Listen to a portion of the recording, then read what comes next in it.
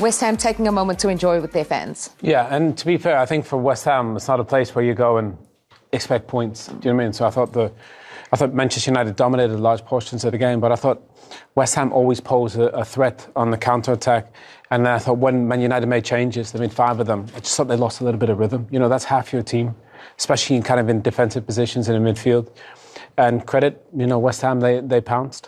What do you think was key for West Ham in getting that equaliser? I think just believing you could get something out of the game. I don't think they sort of went into a low block and just invited the pressure, even though they had long periods without the ball. I felt like they believed that they could get something out of the game. I thought that Bowen probably set it off really. He was the one that was quite positive every time he got the ball, and then they got what they deserved. To be fair to Manchester United going to half-time, we said they were the better of the two sides, especially going forward. They had so many opportunities. No surprises then that they opened the scoring. Yeah, I mean, they were the team kind of pushing. I thought West Ham had a couple of moments here and there, but I thought Man United this is kind of what the game looked like. Good, comfortable possession.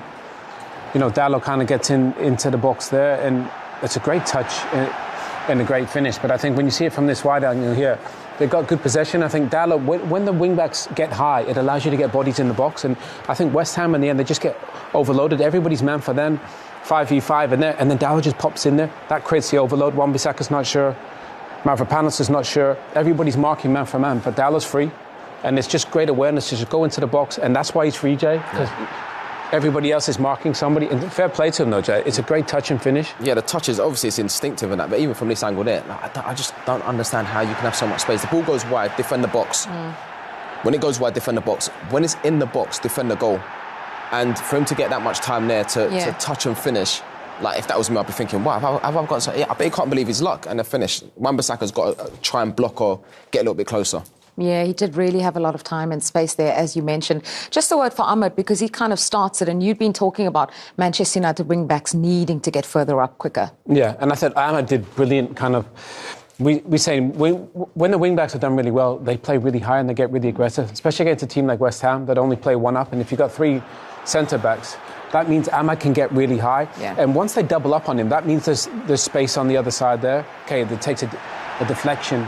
But I think it all stems from Ahmed being really positive, beating people 1v1. Nobody can stop him, I think, 1v1. So once he gets into that position, get bodies in the box and they get a bit lucky.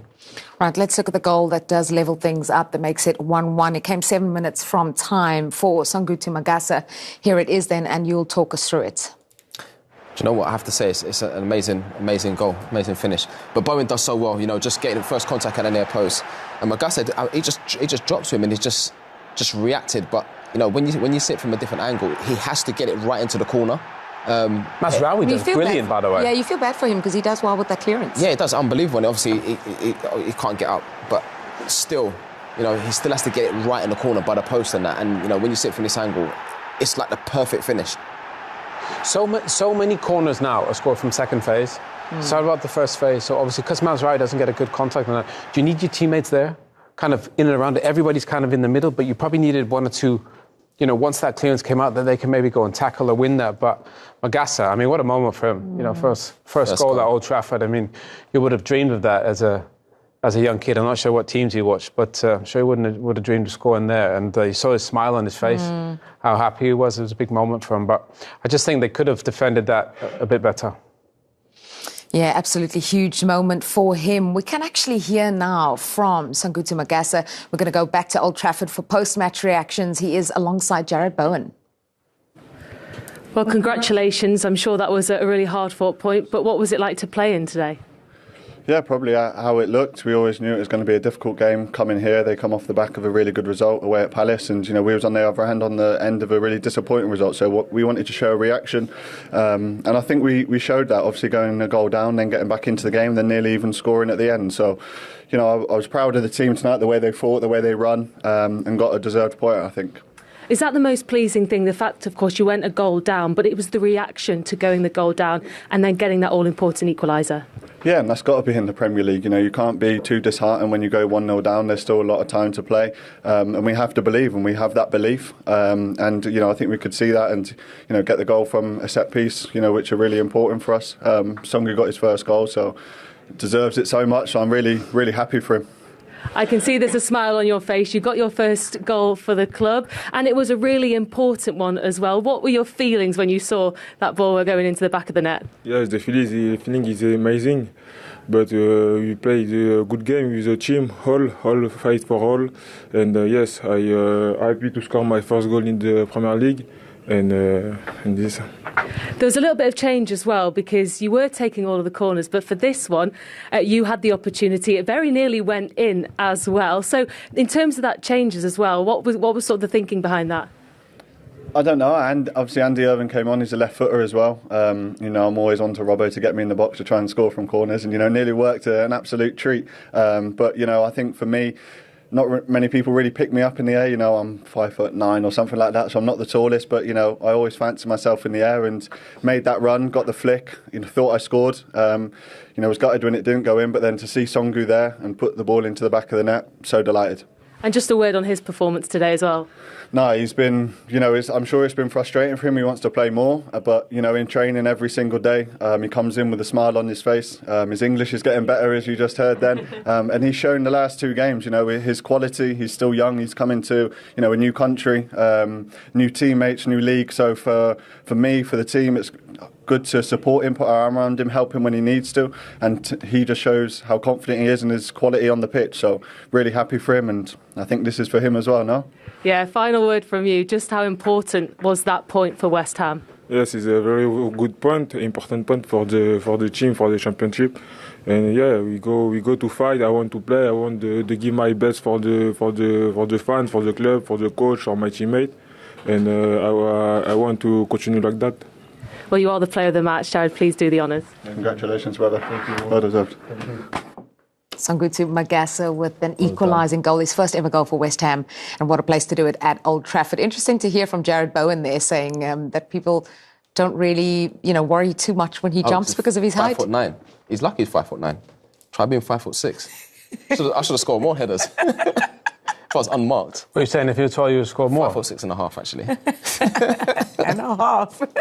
Okay, hearing from Jared Bowen there, and a big smile on the face, obviously, of Magassa for getting that equalising goal. The goal equalised Diego Dallo's strike for Manchester United, also a first ever Premier League goal for him at Old Trafford. But let's look at, as you've mentioned to us and pointed out a few times now, that substitutions played a big factor here in this game for United. Yeah, I'm not sure I'm a big fan of the fact you can make 5. I just think it disrupts the rhythm, and I think United, they made a lot of subs, and I just thought they lost a little bit of control in the game at that point. OK, we're going to go back to Old Trafford. We'll come back to those substitutions in just a little bit, because standing by to chat to us now is Freddie Potts. Freddie, great to be chatting to you. Welcome to Premier League Live. You're speaking to Julia Stewart in the studio here alongside Owen Hargreaves and Jermaine Defoe. Just tell us about the match today and the point at Old Trafford. Yeah, we had expectations that it was going to be a very tough game. Man United are a team that's come off of a good result on the weekend, so we knew that coming back into Old Trafford it was going to be a tough game. But we had a game plan that we stuck to, and the main thing for us was to come and get a result, and that's what we did today, thankfully. Freddie, your 5th Premier League start in a row for you. We've actually put a little package together of your moments today in the game, and we're going to show it to you. Perhaps you can just talk us through it and your own game and your own performance this evening. Yeah, I think I was quite pleased with my performance, but the main thing for everyone was to be together in today's performance, because we knew that Man United are a team that are going to try and break through lines. They're going to try and run in behind, and we had to be switched on no matter where you were on the pitch. And I think in the first half they were asking a lot of questions, but for me in the midfield it was just a matter of intercepting play and breaking things up and making it as difficult as we could for Man United, because they've got some top players in those positions. So I think we all fought as a team, and the main thing today was to get a result, and we did that. No, Freddie, you played better than okay. We were giving you some love in the studio, yeah. So you broke it up really well, but I thought you were really disciplined in kind of midfield, and then you hit them on the counter as well. So especially you in there, I thought the midfield 3, they kind of balanced each other really well. As you said, obviously there's some big names in there, but you guys seem to cope with it relatively well.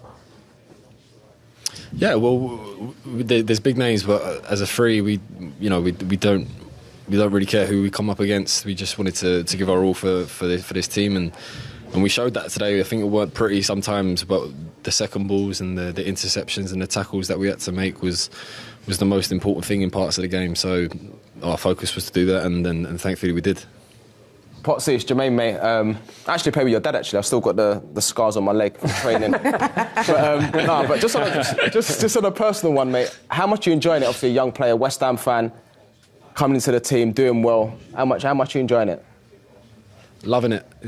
I keep saying it to people, but it really has been my dream since I was 5. I joined the club when I was 5, and for me, the goal was always to be in the Premier League with this team and follow in the footsteps of, Mark Noble and Declan Rice, and now I'm doing that. It's the dream, and I want it to continue, and I'm going to do everything I can to try and keep holding my shirt and keep playing. So I'm looking forward to what's going ahead this season. Love that, mate. Freddie, I remember when you first break into the team and say you play 5 games on the bounce like you have. It's such an amazing feeling to actually know you're like becoming a regular. What's it feel like from the first to now? Because that was a very composed performance at Old Trafford for you tonight. Yeah, I think the main thing was to be switched on all the time. They're a very clever team, and they'd like to test you with their different movements and the patterns of play. And for me today, it was about being switched on and doing my job for the team. And I feel like I did that. And so did Songu in midfield. I thought we worked together well as a pair, and for him to get the goal as well, he definitely deserved that. So for us, it's about a matter of working hard and sticking to the game plan that the manager gave us, and that's what we did. OK, thank you very much, Freddie, for chatting to us. All the best for the rest of the season. Cheers, mate. Well done, mate. Thank you, guys. All the best. Take care. Thank you. OK, Freddie Potts just talking about kind of, his own performance, the team performance as well. Speaking of the team, these are the scenes in the West Ham dressing room at Old Trafford. When you've had an equalising goal late on, away from home at a venue like Old Trafford, what does that feel like? What's that dressing room feeling like right now? Sometimes it can feel like a win, especially when you're down there. Sometimes it can feel like a win when you sort of like finish the game in that manner. But Bowen said it there. Jared said it about believing that they could get something out of the game, and they showed that they've got good players. And it's just so nice to see a young player in Potsy, doing what he's doing and establish himself in the team. Amazing. Yeah, and, Freddie Potts was on standby, so we had to cut that chat about the substitutions a little bit short. Let's go back to it now and look at the timing of it, the number of subs that they made and how they influenced the flow of the game. Yeah, I think at this point they were in good control, and I think obviously you're for heaven. I don't know what happened there, if that could have been, maybe an injury related. But I just think when you change, a lot of those are kind of at the back. Yeah. Martinez for sure and Dogu for Dallo. And I don't know, they didn't defend the same as they did. I think they had something similar at Tottenham. They made quite a few changes and it kind of affected them. So, you would have loved to see if he could have maybe Cunha, maybe need to go off Cunha at 77 minutes. But I just think 5 players, from your 10, obviously the goalkeeper, that's half your team, and then maybe communication isn't there. But it affected them for sure tonight. Yeah, when you're making defensive changes, especially, on the verge of a clean sheet, how disruptive is that? Well, it can be. It's just partnerships and relationships, and especially when they've played so well and they've been so comfortable in the game. I think West Ham had a few moments on the counter, but not many. And then from that moment on, it felt like West Ham had quite a few moments in there. Yeah. I know they didn't have a lot of the ball, but they created more moments from that time. Yeah, especially at that moment when they sort of like had a little bit of momentum, and then you come in as a sub, especially in defensive areas. It takes a little bit of time. Whereas I feel like when you make substitutions in the forward areas, a lot of the game's off the cuff, if that makes sense. Yeah. So for a forward, you're sort of like you come on to make